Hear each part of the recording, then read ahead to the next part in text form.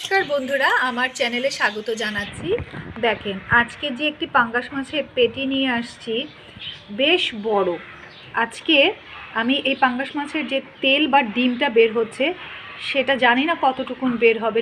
দেখেন ডিমটা কত বড় বের হয়েছে, এবং পাঙ্গাস মাছটা অন্তত 20 থেকে 15-20 কেজি তো হবেই। এর থেকে বড় ছাড়া ছোট না। দেখেন কত বড় ডিম বের হয়েছে, তাই আমি আপনাদের সাথে শেয়ার করছিলাম।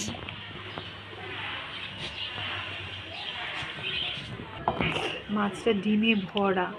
আজকে যদিও আমাদের ইলিশ মাছ, চিংড়ি মাছ রান্না হয়েছে, আপনাদেরকে দেখাচ্ছি আমি আজকে কী রান্না করছি। এটা এই তেল এবং ডিমগুলো দিয়ে আজকে বড়া খাওয়ার চিন্তা করেছি। এখান দিয়ে আমাদের চিনিমণি বসে আছে, ওর জন্য রাধা হয়েছে।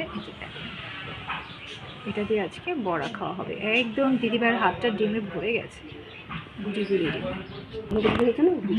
অনেক বড় হতো, কারণ মাছটা অনেক বড় ছিল দিদিভাই। দেখেন বন্ধুরা, পাঙ্গাস মাছের তেল এবং ডিম আমরা